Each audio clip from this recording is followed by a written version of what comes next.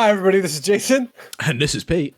And this is the Lost Legions podcast. And what are we doing again, Pete? Again, we are doing again, for the first time ever, for sure, top 5 Primarchs. Woo! So yeah, our top 5 Primarchs. We definitely didn't record this the other week, and we definitely didn't make lots of mistakes. So we 100% aren't recording it again.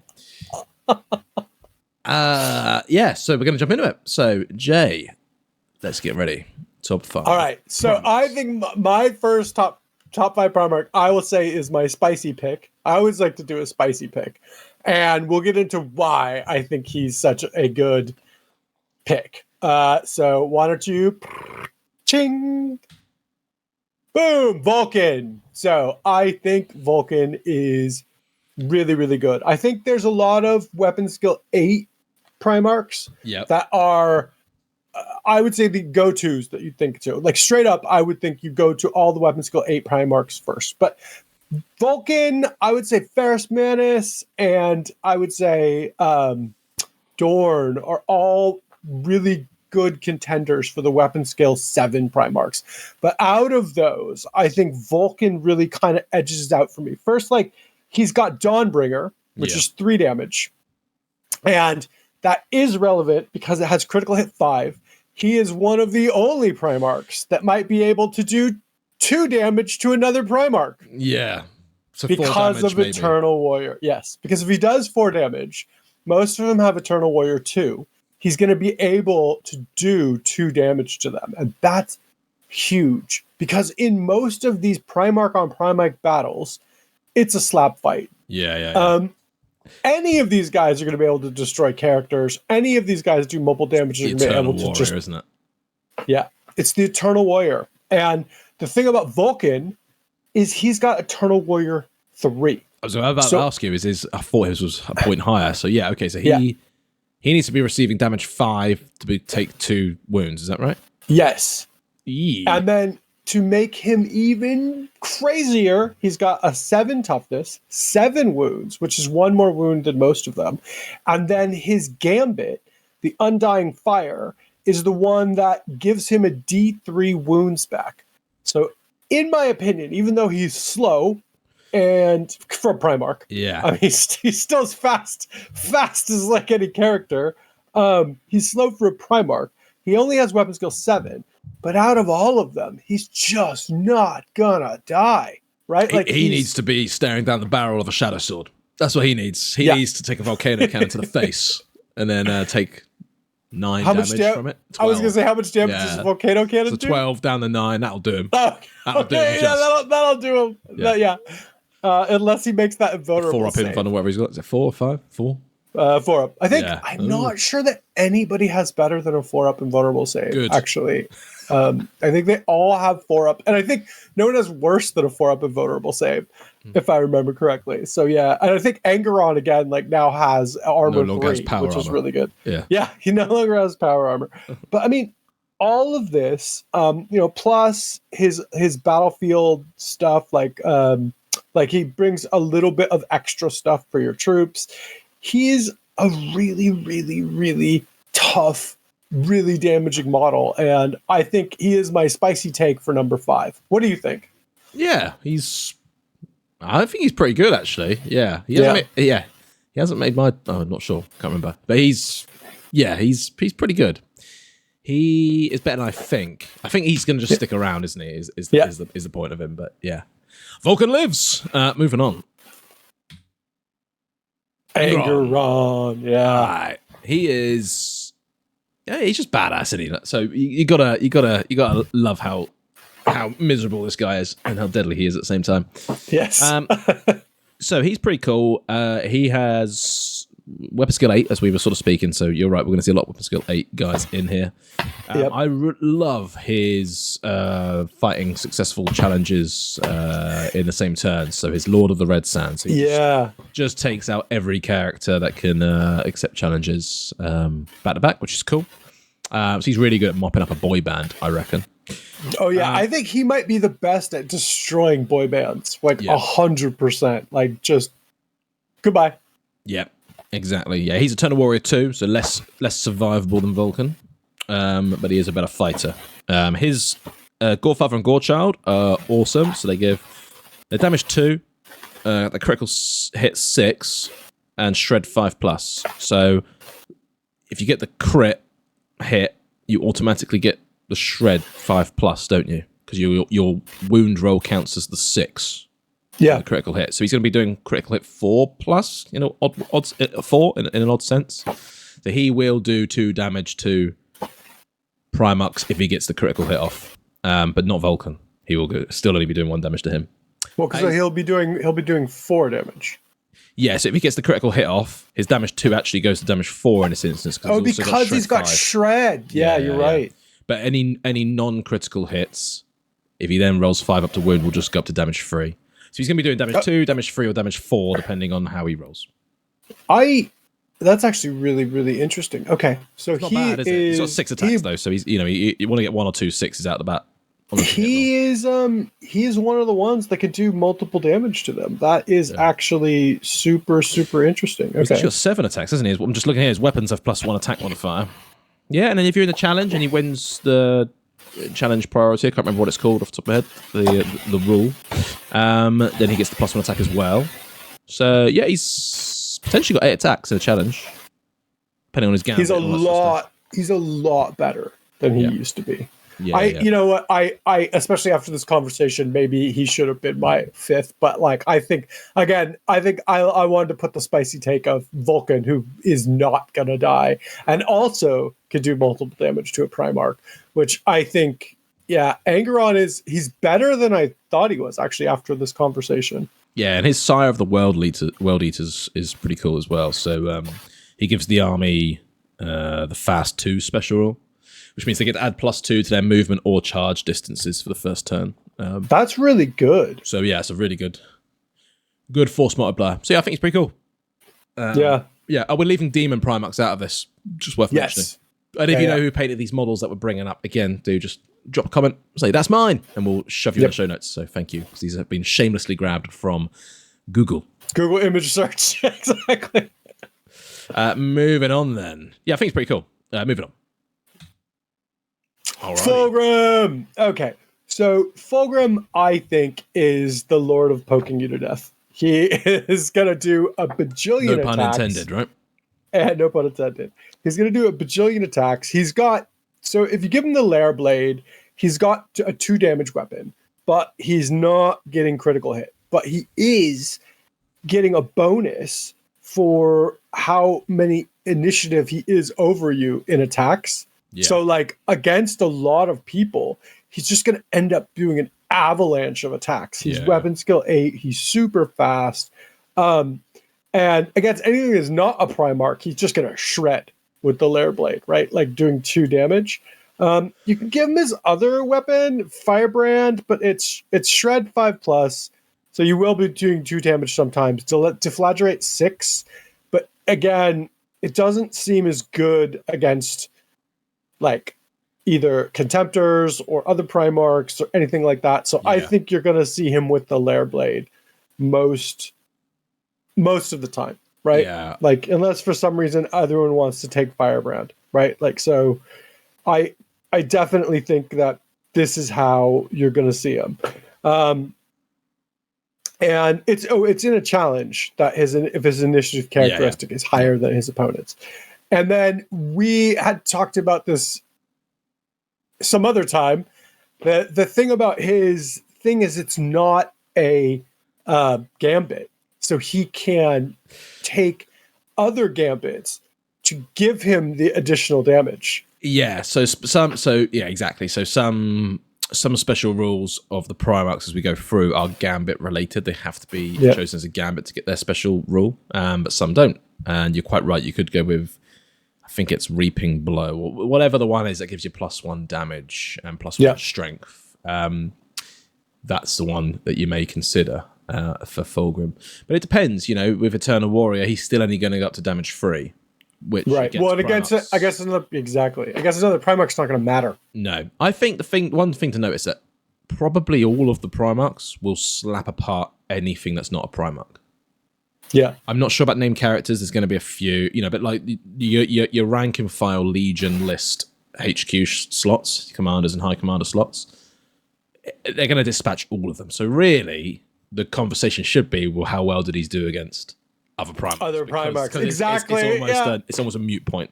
So, yeah. Which is why I think Vulcan has entered the fray, in my opinion. Still my favorite. Is my fifth. Attacks. Yeah, exactly. It's pretty cool. Yeah, cool. Anything else to add? What does his army-wide rule do? So let me see. If 4 or more troops in the battlefield slot as attachment are filled with tactical squads or assault units, all force organization slots with troops on the battlefield role in the primary detachment are considered prime slots. I think they all get that. So I think they all get to make their standard troops prime slots, so they can all have like their Legion Prime one. But I think it's a special rule. +1 combat resolution. Yeah, which is cool, right? So his army gets +1 combat res. His first turn, or is it? Yes. His first turn is not so good. Combat resolution points if all models are not within the control. Oh no! So if all of the models are not within the controlling player's deployment zone during the resolution subphase, then you get +1 combat resolution. So that's I think he makes you run forward. Then. So that's no man's land and enemy deployment zone. +1 combat res as long as Fulgrim's alive. That's pretty good because a lot of the Legion specific ones are first turn only. Control player gains this bonus when not within 12 of a battlefield edge, or if no edge is specified, the battlefield edge that is selected prior to the first turn. So you only get it in the middle of the battlefield? I think so it looks like. A unit that includes only models with the Emperor Chosen trait gains an additional +1 combat resolution point if all models in that unit are not within the controlling player's deployment zone during the resolution subphase. If the mission being played does not define a deployment zone, then you pick, So basically not your deployment zone. Because how the hell can you deploy a mission? How the hell can you play a game without a deployment zone? They all have a deployment zone, I swear. Prove me in the comments why I'm wrong, but I'm pretty sure every single mission has a deployment zone. But yes, I think Fulgrim is a really great choice for poking Primarchs to death. Yeah, he's a little prick. Moving on. Leman Russ. Woohoo. All right, I'm going to have to bring back up his rules. Can he remember? Oh. So, he is a beat stick. And I think he is definitely everyone's favourite. Oh, not everyone's favourite, but very favourable through the years. Where are we at? What page? Do you know what page we're looking for here, Jeff? Wolfkin of Russ is 174, so it's around there. Thank you. It is, I'm just getting them up myself. So it is 168. Yeah, so Russ is a great beat stick. Take over whenever you want. I think... Yeah, I'm there as well. So he's got weapon skill 8, strength 7, initiative 7. So I think he's one of the next fastest Primarchs after Fulgrim. Attack 7. Nothing not to like about that.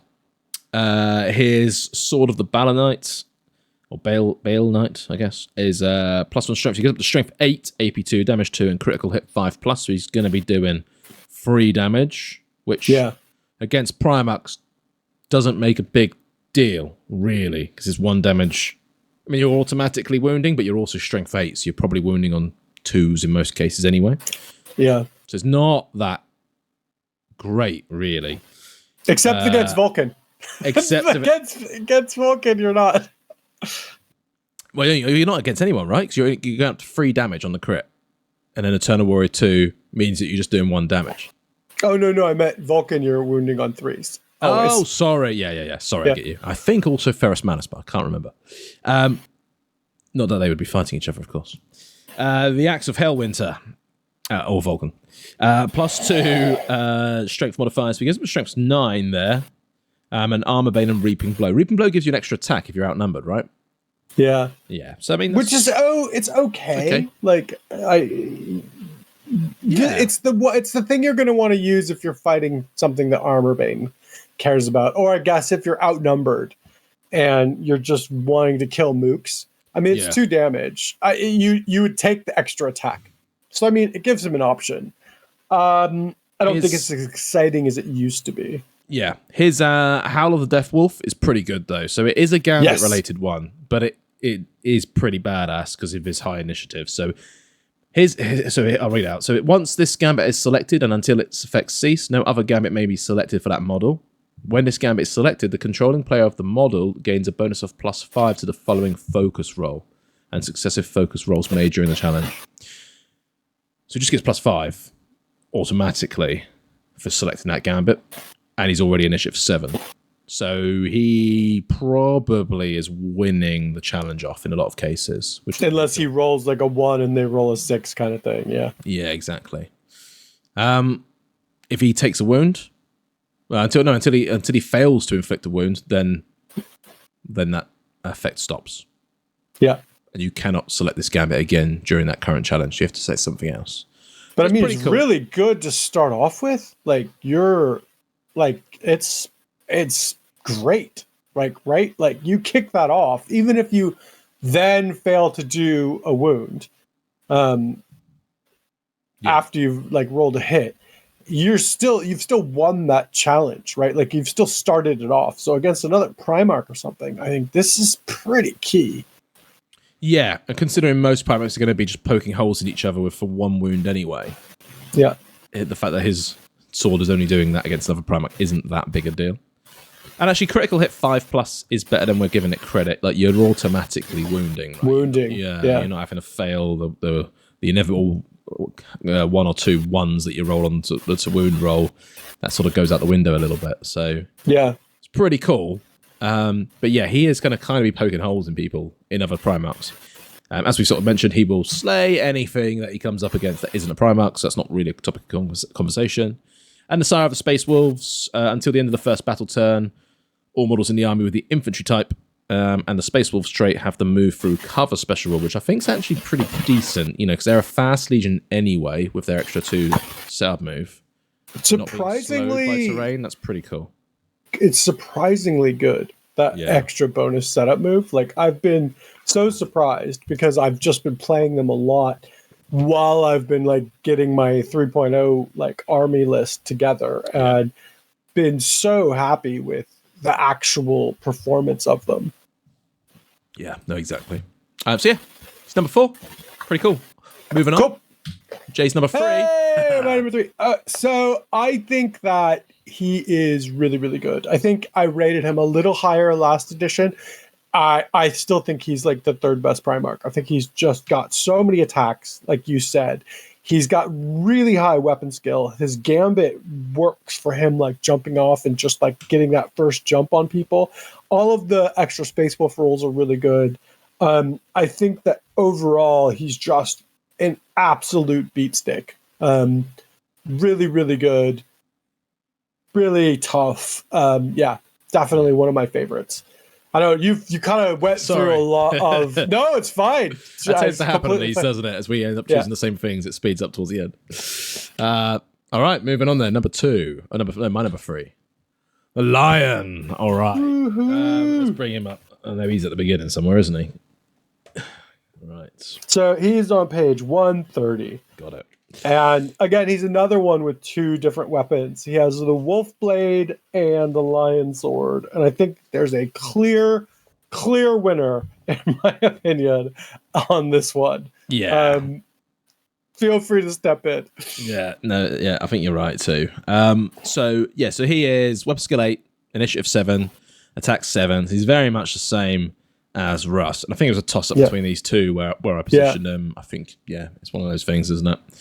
The Wolf Blade, Reaping Blow 2, so you get 2 extra attacks, gives up 9 attacks, Shred 4, Breaching 4, AP 3.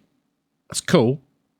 But it is damage 1. Sorry, that's the main thing.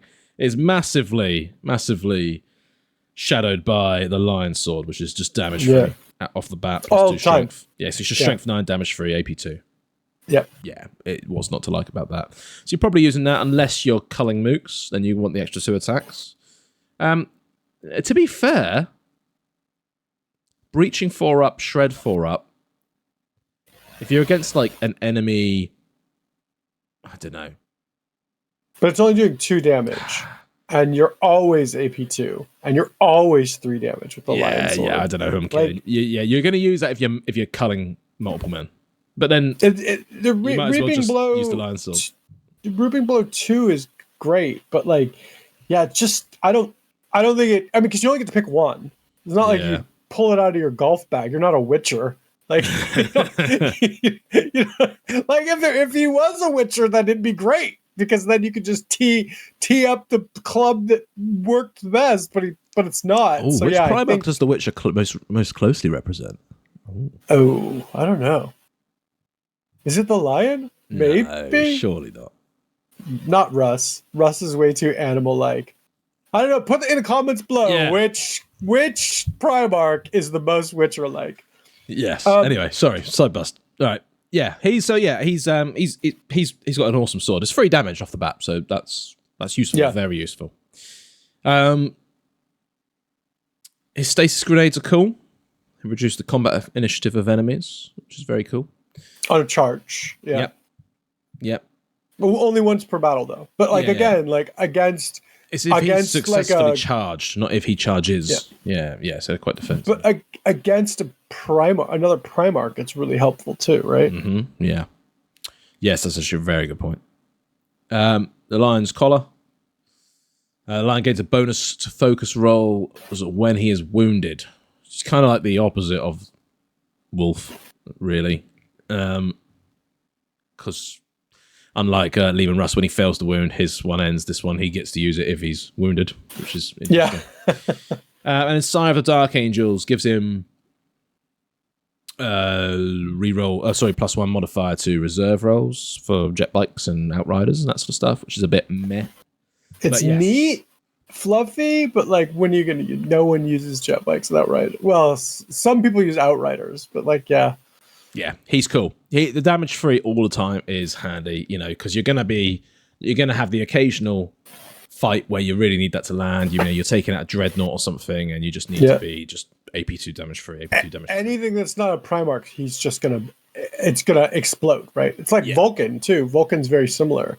Anything that's not a Primarch is just gonna detonate because they're both damage 3 all the time. Yeah.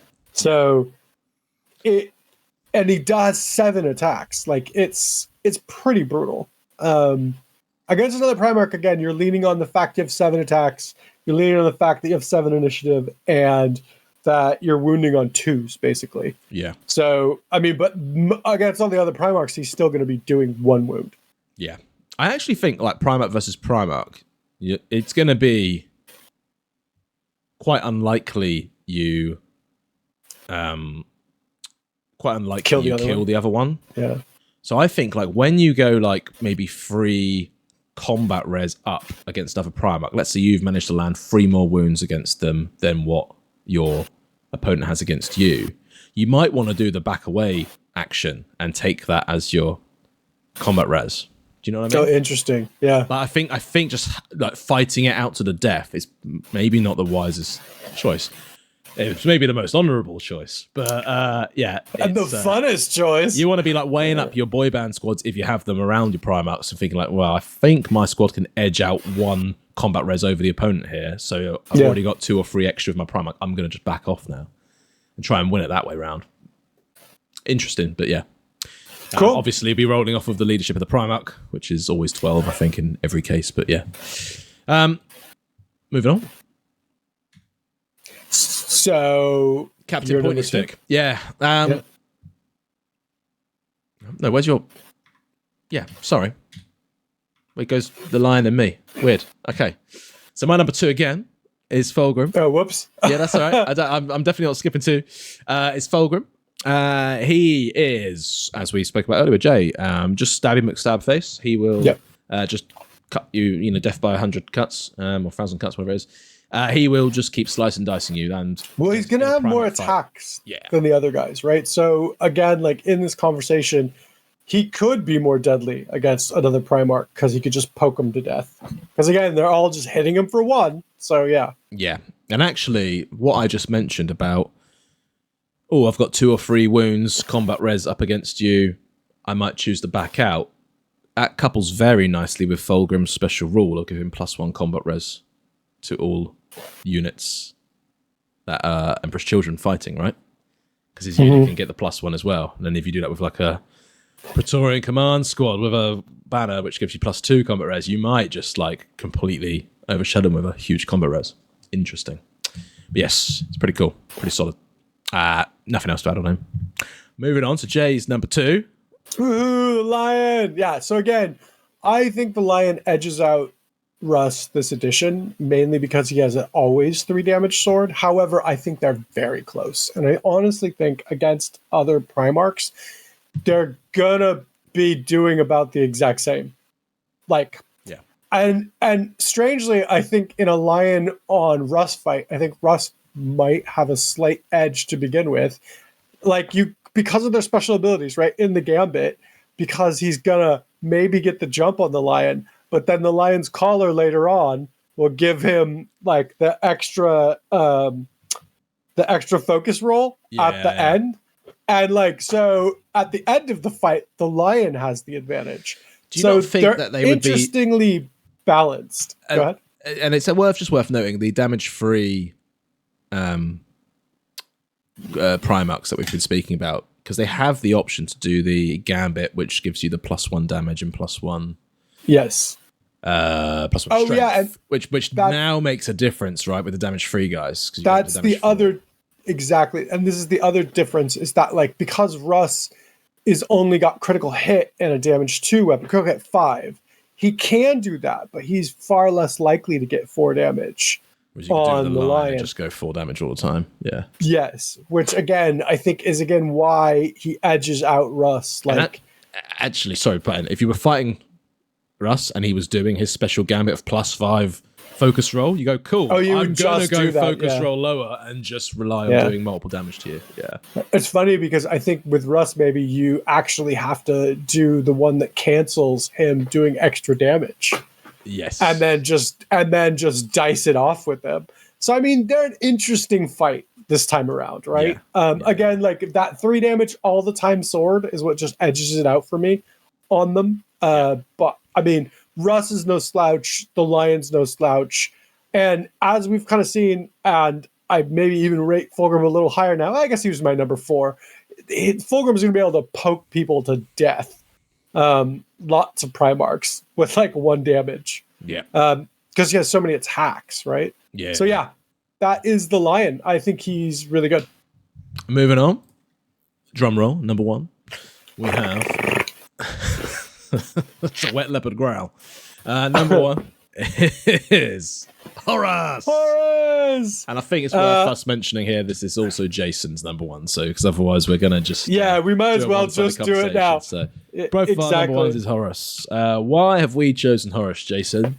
He is a beatstick, isn't he? Yeah, he just is the absolute beatstick. I mean, 6 attacks, and Worldbreaker is 3 damage with critical hit 5 up, right? So he's breaching that magical 4 damage against another Primarch like a third of the time without any gambits or anything. So even though he has kind of 1 less attack than Russ and the Lion, like he's using Worldbreaker and he's just smashing people. The other thing is he has this Talon, which has Reaping Blow 3 up and Shred 6 up. I think it's AP 2, damage 1, which again, like, you remember we were talking about with the Lion where like he doesn't have a golf bag? Yeah. Like he's not the Witcher? Well, Horus has both of these weapons on him, right? So he can pick which one he wants to do. Yeah. So that's actually, I guess Russ does too, but Russ's weapons aren't quite so different. But like, yeah, I think that just really, really makes him one of the best Primarchs, just the most destructive with the most viable options. What do you think? Yeah, no, I think you're right. I think he's, for his damage output, he's potentially devastating, especially if you go with that extra, the Reaping Blow. Forgive me, I must be getting the name wrong, but I think it's called Reaping Blow, the heavy extra damage gambit. Let me know in the comments if I'm wrong. But yeah, that one that gives you +1 damage, +1 strength. He's going to be damage 4 all the time, maybe damage 5 on a critical hit is pretty reliable. his extra rules, his Sire of the Sons of Horus, gives him +1 move to every model in your army that isn't a vehicle, which is pretty first turn, yeah, which is not to be sniffed at, obviously. That will make the difference between some charges and things, or the ability to maybe get into the issue a charge, declare a charge, sorry, and then use your volley fire special rules with your Sons of Horus. So that's quite interesting. He also, can deep strike, which I don't think we haven't really talked too much about that, but he's going to be super tough to kill. So just popping him down wherever you want him to be is maybe not a bad idea.